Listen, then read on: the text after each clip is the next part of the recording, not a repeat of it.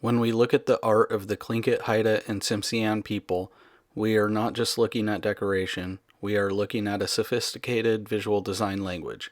Our visual design language was developed and refined by our ancestors over thousands of years. The language communicates identity, clan relationships, spiritual beliefs, and stories across every surface of daily and ceremonial life. What makes this tradition remarkable is its consistency and adaptability.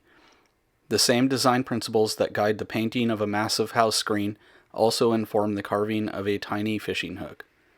From the monumental to the intimate, from wood to wool to copper to bone, our artists developed a visual grammar flexible enough to wrap around any form while maintaining its integrity and legibility.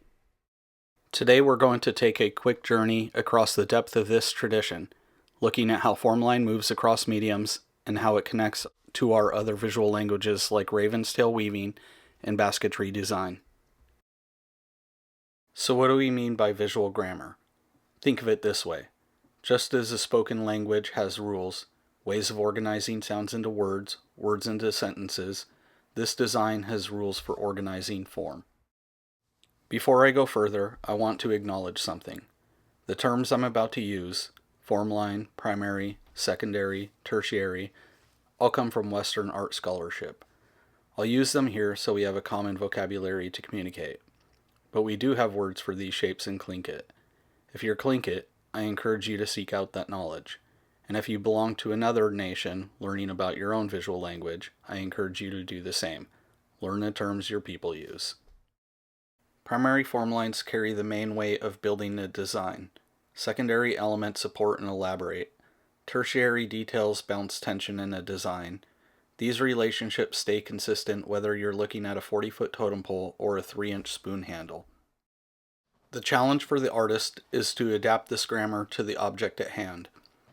A paddle blade needs visual weight distributed differently than a bent corner box. A bowl carved in the shape of a seal asks the design to follow the curves and hollows. A woven hat demands translation into an entirely different medium. In every case, the underlying logic holds, but the application requires knowledge, skill, and creativity. Our ancestors did not separate art from utility. A beautifully carved halibut hook wasn't just decorated to make it pretty. The design provided a spiritual call to the fish. A dagger with a clan crest on its handle brought the power of that lineage. Function and meaning were inseparable. Look at the everyday objects that move through our ancestors' hands. Grease dishes shaped as beavers or seals where animals' bodies become the vessel. Mountain goat horn spoons with formline design so precise they require a magnifying glass to fully appreciate. The most elaborately carved of these were possessions of high-ranking families brought out for potlatches and other special occasions.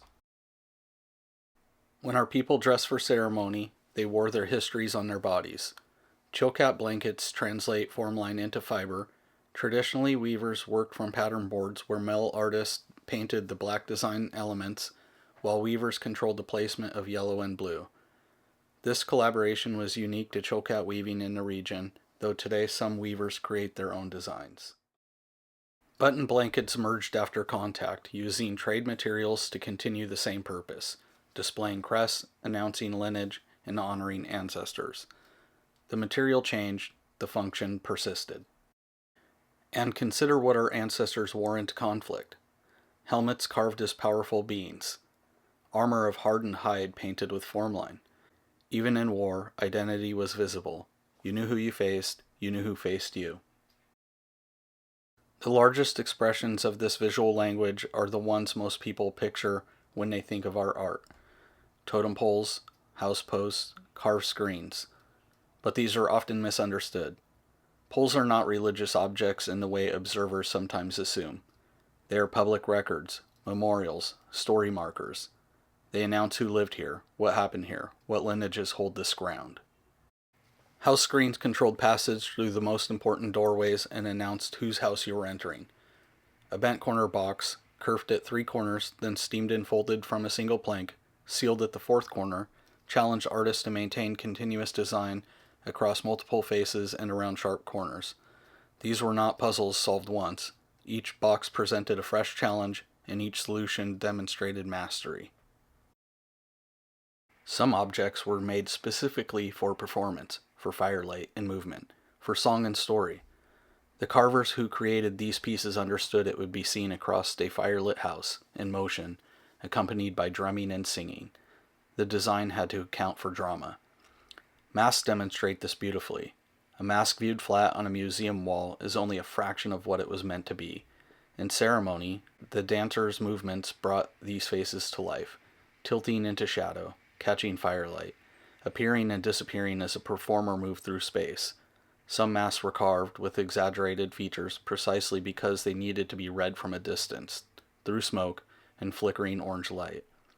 The bold form lines, the high contrast colors, the depth of the carved eye sockets, all of this was calculated for impact in performance. Transformation masks took this even further. With hidden panels and strings, a single mask could shift from one being to another. An orca opening to reveal a human face within, embodying the stories of beings who move between forms. These weren't tricks, they were theology made visible, the boundary between human and animal shown to be permeable. Rattles, drums, and staffs extended the performer's presence. When a leader stood to speak at a potlatch, a speaker pole or staff gave their authority visible form. The carved figures announced the weight of lineage and story behind their words. The pole wasn't mere decoration, it was evidence, a record of the right to speak and be heard. Formline is not the only visual language in our region. Raven's tail weaving, geometric, angular, older than Chilkat, uses a palette of primarily white, black, and yellow, with occasional sparing use of blue or red to create powerful graphic patterns. It's currently experiencing a significant revival as weavers reclaim and extend the tradition. Basketry carries its own design vocabulary. False embroidery on spruce root and cedar bark creates surface patterns distinct from Formline, but born of the same cultural world. Regional variations in technique and motif mark community and lineage just as clearly as crest art. What I want you to carry forward from this overview is simple. You are learning a language. The ovoids, the U-forms, the rules of weight and flow. These are vocabulary and grammar. And like any language, this one exists to communicate. Every object our ancestors touched became an opportunity to speak, to declare who they were, where they came from, and what stories they carried. Gunash Chish.